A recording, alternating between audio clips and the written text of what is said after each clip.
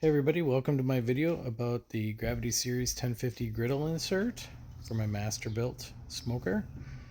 First of all, you want to prep your grill, clean off, scrape rust, re-season it if you have to. This griddle top is pretty heavy. If you've ever held a Lodge cast iron skillet, think of that, but a lot bigger. It's very dense, very heavy. I was surprised about the weight.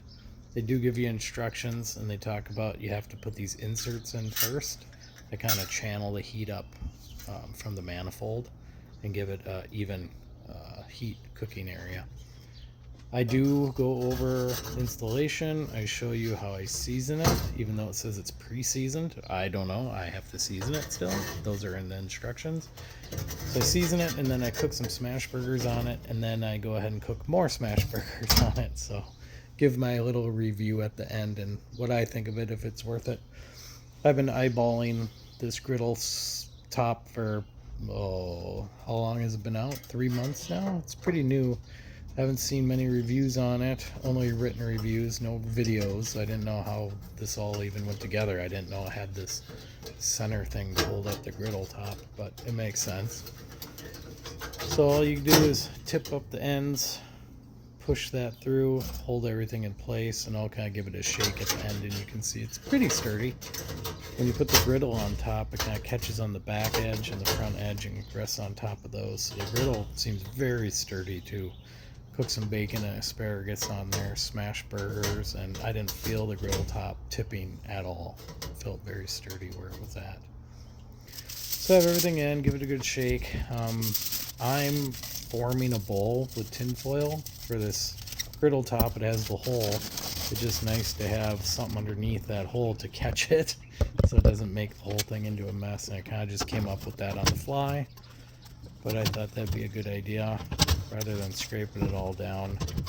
Like a lot of these griddles, or a lot of these grills, the owners, got too hot once, they had a flame out, and the rivets popped in the bottom and dropped the grease pan. That's what happened to mine.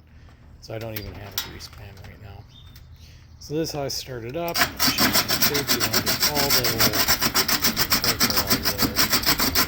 I do empty out my bin after this, by the way. It's pretty full. But throw these in there, fire starters, get it going. You want to pull your nose out. You pop the top, keep the main grill top open. About 3 to 5 minutes, and then you shut everything to engage the sensors, so then the fan knows to start. So pop the top so the air keeps pulling through the chimney, and that's what's going to get those coals started. That's why everything's open in the beginning. Just figure if people are watching this video that don't have a 1050 smoker or haven't heard of a gravity smoker, this will kind of give you an idea on what the startup's like and how much charcoal it goes through. It's not much, actually. I've done a lot of 12-hour smokes, and one chimney full of this can do about 10 hours smoke, which is way better than my Weber grill ever did.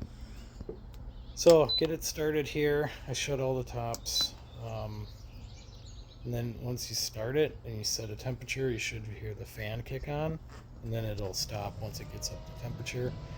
It says in the manual these griddles read about 100 degrees less than the grill temperature, so if the grill's at 500, that griddle top will be 400. It's a rule of thumb. But turn up to 350, pour on the oil. Remember, it's very hot, so spread it with a spatula or tongs. But get everything good and covered, and then you're gonna have it for 20 minutes or until all the smoke billows off. You'll be able to tell. Mine's all done. I'm gonna cook you up some smash burgers real quick. A little salt, little pepper. That's all you need for a good burger. You want to brown up the bottom of that so then it doesn't stick to the spatula, because after 15 to 20 seconds, scrape it, flip it. Now when you touch with the spatula on the cook spot, it's not going to stick to the spatula. Give that a good hard press.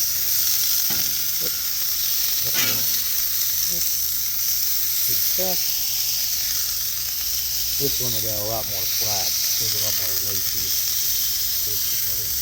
First one I did double stack.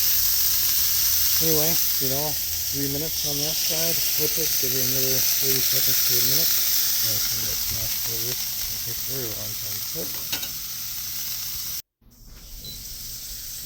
If you're looking at a black stone grill, and you don't have like 1050 or Gravity series, look into them because they also have a pizza oven insert to the top. I mean, you're making these so you can almost make them into everything. So instead of having 3 pieces of equipment on your stack, you just go down to 1. But I'd say to cook on these smash burgers, I've done them inside a lot. Splashes all over the place, all the grease gets all over. I like doing this outside now. This is awesome because it can spatter anywhere it wants to. It's not going to bother me. Melt that cheese a little bit. Take them off, load up my burger. And I would definitely recommend the 1050. I mean, I've seen it, the 1050 griddle top anyway, too. Recommend them both. But the griddle top seemed to work really well. With these 2 burgers, they cooked, pretty evenly. Had them off center a little bit. I'm going to show you in a bit. I don't have a video of it, but I cooked 2 more smash burgers and actually fill up the whole little bacon with mushrooms and onions and some asparagus. So there's my hole in my made tinfoil cup. This goes right down into there. Don't have to worry about the mess underneath. So here's all the bacon, asparagus, pretty even cook I found out throughout, not tons of big hot spots. And here's the finished product. They were so good. Like, subscribe, thanks for watching.